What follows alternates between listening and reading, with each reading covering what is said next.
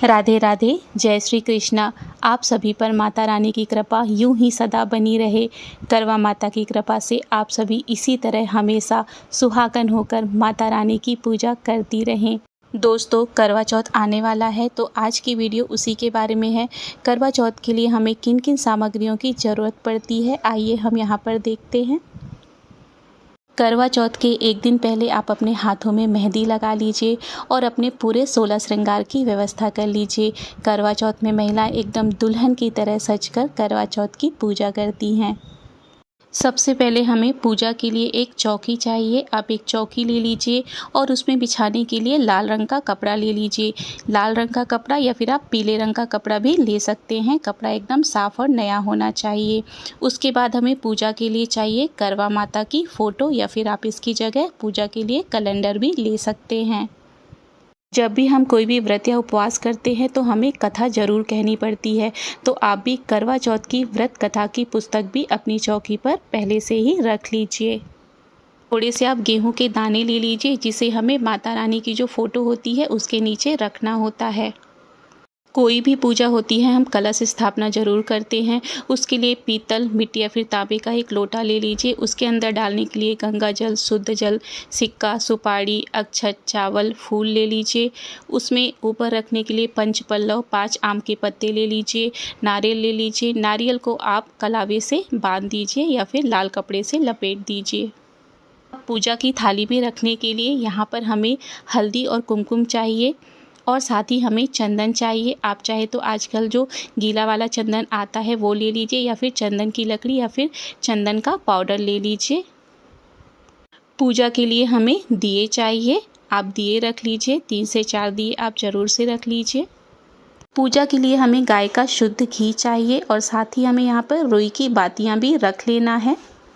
अब हमें यहाँ पर सुपारी 4 से 5 और कुछ हल्दी की गांठें भी हमें रख लेना है। भगवान श्री गणेश को चढ़ाने के लिए जनेऊ रख लीजिए और साथ में कलावा भी रख लीजिए।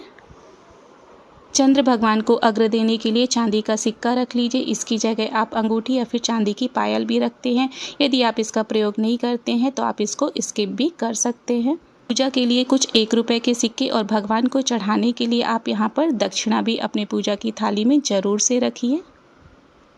सुगंधित धूप भी रख लीजिए।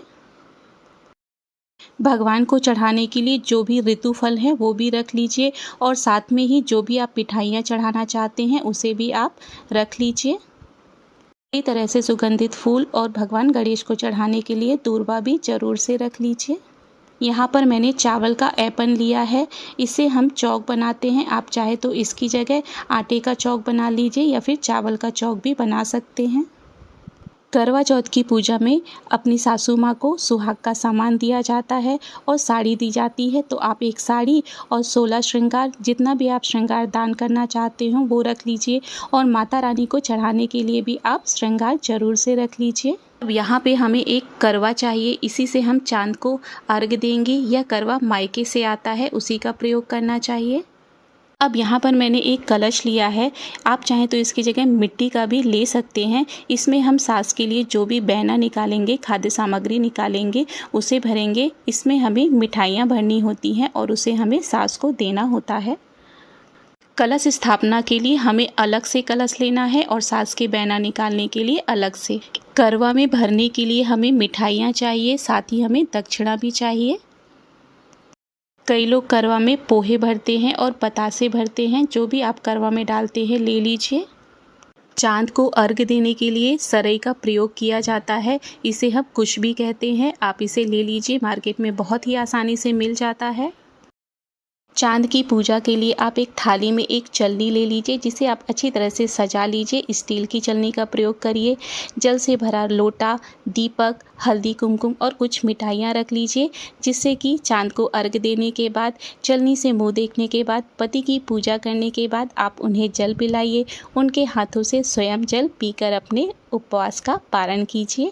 साथ ही आप उनके हाथों से कुछ मीठा भी जरूर खाइए। अपने पति के चरण स्पर्श करके अपने व्रत का पारण करिए।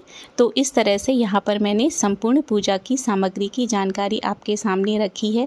यदि आपको वीडियो पसंद आया हो तो प्लीज़ मेरे वीडियो को लाइक, सब्सक्राइब और शेयर ज़रूर करें। जय माता रानी।